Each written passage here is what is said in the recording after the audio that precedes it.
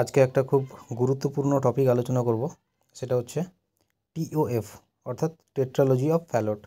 এটা এমএসএন অর্থাৎ medical surgical নার্সিংয়ের খুব একটা ইম্পর্ট্যান্ট একটা কোয়েশ্চেন, যেটা পরীক্ষায় বারবার এসে থাকে। আর বিশেষ করে যারা জিএনএম সেকেন্ড ইয়ার স্টুডেন্ট তাদের জন্য খুব ইম্পর্ট্যান্ট একটা টপিক, যেটা বারবার পরীক্ষাতে রিটেন এক্সামে এসে থাকে। টিওএফ অর্থাৎ টেট্রালজি অফ ফ্যালট। তো টেট্রালজি অফ ফ্যালটটা কী? প্রথমে জানবো টেট্রালজি অফ ফ্যালটটা কী। তাহলে টেট্রালজি অফ ফ্যালট হচ্ছে একটা কনজেনাইটাল হার্ট ডিফেক্ট, যেটা সাধারণত বাচ্চাদের হয়ে থাকে। আর সেটা চারটে মেন প্রবলেমের উপর হয়ে থাকে। কি কি? একটা হচ্ছে ভেন্ট্রিকুলার সেপ্টাল ডিফেক্ট, একটা হচ্ছে পালমোনারি স্টেনোসিস, একটা হচ্ছে রাইট ভেন্ট্রিকুলার হাইপারট্রফি, এবং আরেকটা হচ্ছে ওভাররাইডিং অ্যাওর্টা। এবার আমরা এটার ডিটেলে জানব। প্রথমে দেখব ventricular septal defect. Ventricular septal defect হচ্ছে একটা কন্ডিশন যখন একটা হার্টের দুটো ভেন্ট্রিকুলের মাঝখানে একটা সেপ্টাল থাকে, সেখানে যদি কোনো ছিদ্র থাকে, সেই ছিদ্র দিয়ে অক্সিজেনেটেড ব্লাড এবং ডিঅক্সিজেনেটেড ব্লাডটা মিক্স আপ হয়ে যায়, সেই কন্ডিশনটাকে বলা হয় ভেন্ট্রিকুলার সেপ্টাল ডিফেক্ট। তারপরে আসবো পালমোনারি স্টেনোসিস। পালমোনারি স্টেনোসিসটা কি? হার্টের মধ্যে যে পালমোনারি আর্টারি থাকে, সেই পালমোনারি আর্টারিটা ন্যারোয়িং হয়ে যায়, যার ফলে লাংসে অ্যাডিকুয়েট ব্লাড পৌঁছতে পারে না, যার কারণে গ্যাস এক্সচেঞ্জ হতে পারে না, বডিতে অক্সিজেনের অভাব দেখা দেয়। তারপরে হচ্ছে রাইট ভেন্ট্রিকুলার হাইপারট্রফি। এখানে কি বলছে, হার্টের ভেন্ট্রিকলের রাইট ভেন্ট্রিকলের যে মাসল ওয়াল, সেই মাসল ওয়ালটা কি করে, থিকনিং হয়ে যায়, পুরো হয়ে যায়, ঠিক আছে। যার কারণে কি হয়, increase due to pumping at high pressure, মানে ওখানে রাইট ভেন্ট্রিকলে ব্লাড পর্যাপ্ত পরিমাণে এসে পৌঁছতে পারে না, এবং সেটা যখন পাম্প করে তখন অনেক হাই প্রেসারে ব্লাডটা কিন্তু যায়। এটা একটা কন্ডিশন।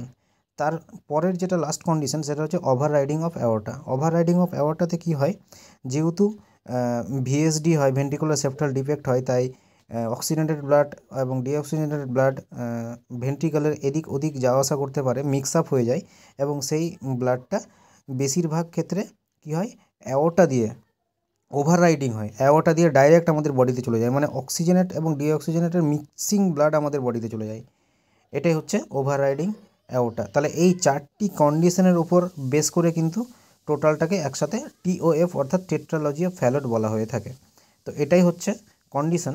এবার এর মধ্যে অনেক সাইন সিমটম দেখা যায়। কী সাইন সিমটম দেখা যায়? সবথেকে মেন যে সাইন সিমটম দেখা যায়, সেটা হচ্ছে বাচ্চাদের লিপস, হ্যান্ড, লেগ, চেস্ট এগুলো ব্লুইশ কালার হয়ে যায়, কারণ যেহেতু সাইনোসিস হচ্ছে, অক্সিজেনের অভাব দেখা দিচ্ছে, তাই সাইনোসিস হয়ে যায়। তারপরে আদার সিমটমগুলো কী কী হয়, ক্লাবিং ফিঙ্গার অ্যান্ড নেল হয়, তারপরে হচ্ছে স্লো ওয়েট গেইন হয়, ডিসিপনিয়া হয়। ডিসিপনিয়া মানে কি? ডিসিপনিয়া মানে হচ্ছে অক্সিজেনের অভাব হয়। তারপরে boot shaped heart on X ray হয়। আর ডায়াগনোসিস আমরা কীভাবে করব? সবথেকে প্রথমে ইলেকট্রোকার্ডিওগ্রামে করে আমরা চেক করতে পারবো, চেস্ট এক্স রে করে আমরা দেখতে পারবো, ইকোকার্ডিওগ্রাম করতে পারবো, অসকালটেশন করে আমরা বুঝতে পারবো।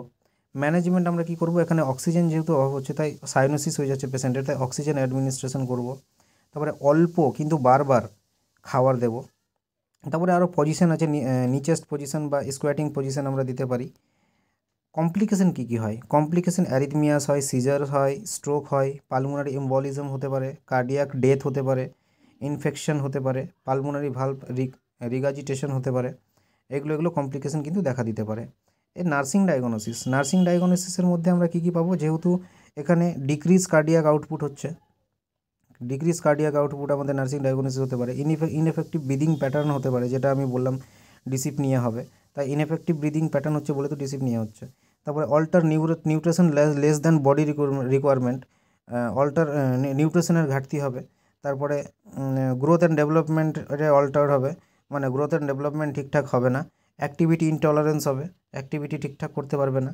হ্যাঁ, high risk for infection related to chronic ইলনেসের কারণে ইনফেকশন হতে পারে। সেই ইনফেকশনটা কী হতে পারে, রেসপিরেটরি ট্র্যাক ইনফেকশন হতে পারে। তো এগুলো হচ্ছে নার্সিং ডায়াগনোসিস। তো আজকের টপিকটা আমি শর্টকাটে বেশ সুন্দর করে ডিটেলে আলোচনা করলাম। Thank you.